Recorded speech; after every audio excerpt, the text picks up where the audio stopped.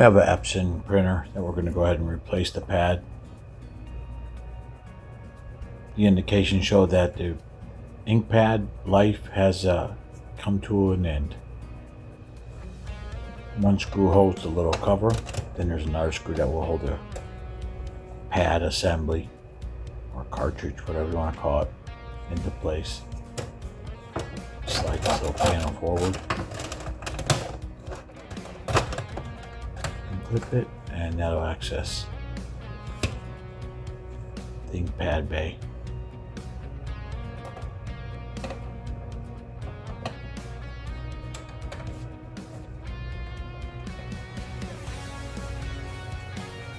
You can either have a refill for the ink pads that go inside or the entire cartridge. I've done both ways before.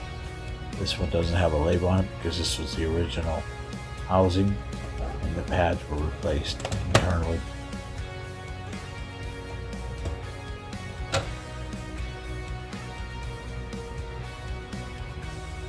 We'll leave a link below for the item. About a 4-pack. Comes with a little screwdriver. Just double check that they match up before you reassemble anything. There's a little guide on the bottom. You're going to see a little groove. Make sure that you line your groove up. Clips it right in place. We'll put the screw back on and turn the machine back on afterwards. Verify there's no codes.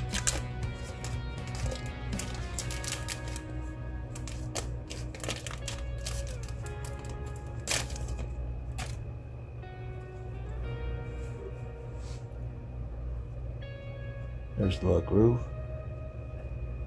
a little guide, slide it in, put it into place. One screw, that, and one screw for the little cover. Pretty simple and straightforward.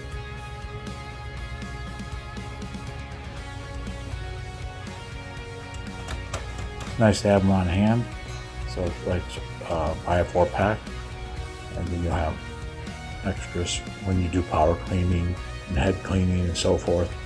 That ink goes into these pads.